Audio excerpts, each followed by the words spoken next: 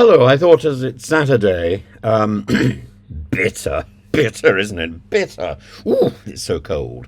I thought as it's Saturday, it was really time to revisit the stationery cupboard. The stationery cupboard! No, not the stationery cupboard. Oh, everything's moving in the stationery cupboard. And then I thought, no, the stationery cupboard isn't really appropriate today because there is a Matt Hancock story lurking. Oh!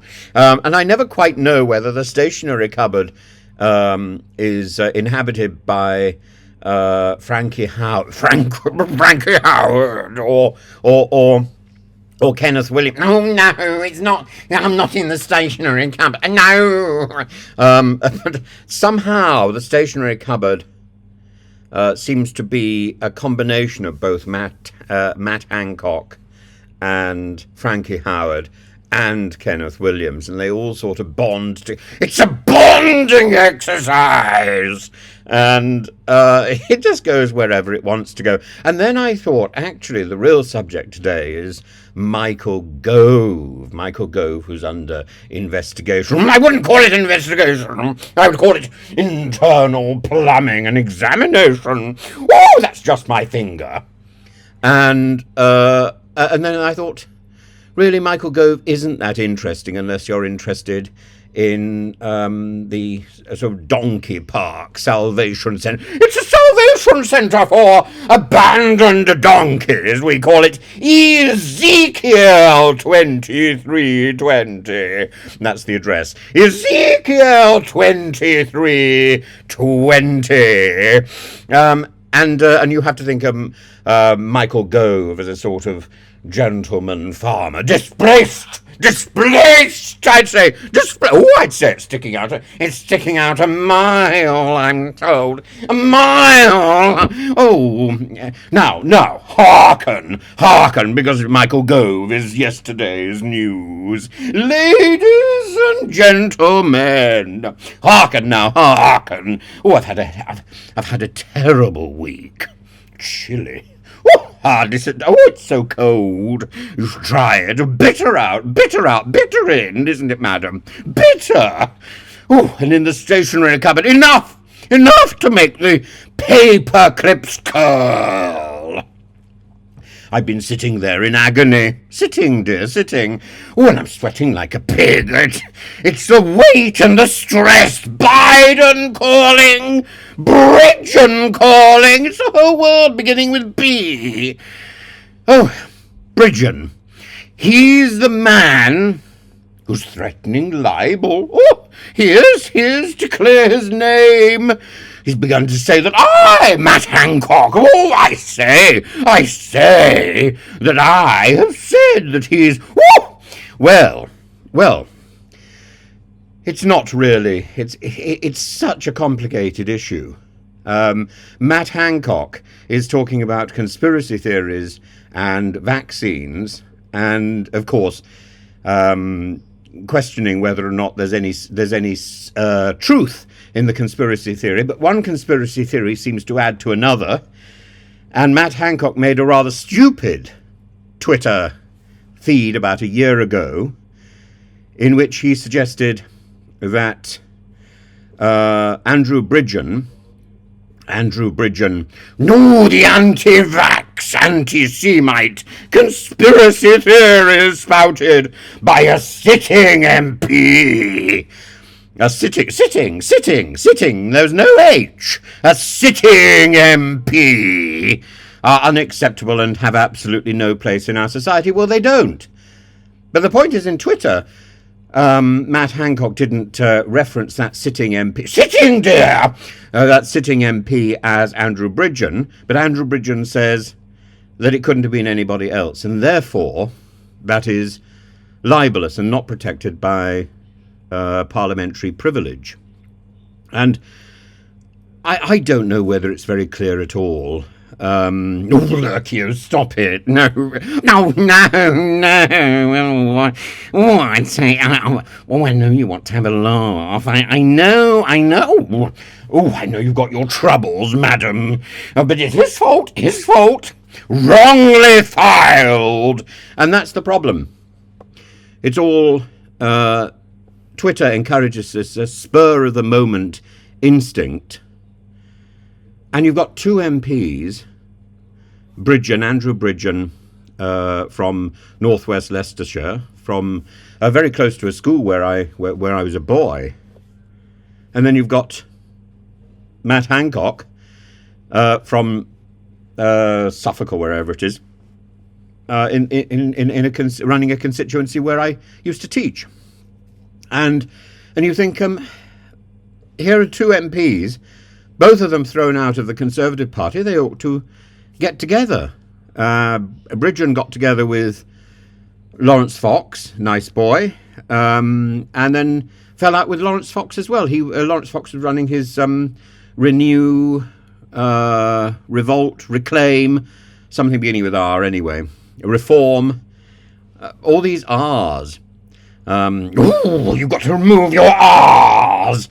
And let's go filing again. We need an HB pencil with a rubber.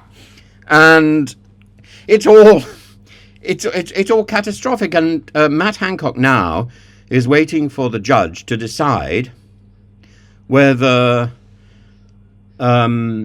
he had actually libelously labelled Andrew Bridgen as an anti-Semite.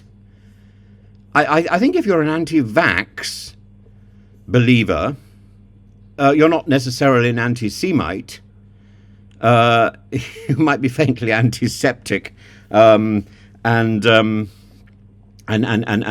faintly in love with conspiracy theories. And as I say, one conspiracy theory sort of pounds on top of another until you've got an entire Lego castle of conspiracy theories. And it's the allure of the esoteric and arcane and frankly, the occult and the mad. But that's not to say that that there might not be something of value in the considerations that the vaccines are not as, or were not as efficacious as they could have been.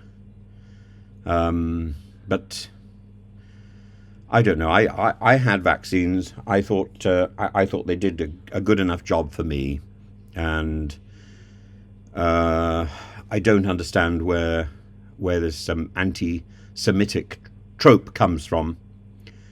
And as George Galloway has demonstrated, and as that debate has moved on, it's very difficult these days to draw a clear dividing line between what is anti-Semitic and what is Netanyahu's government.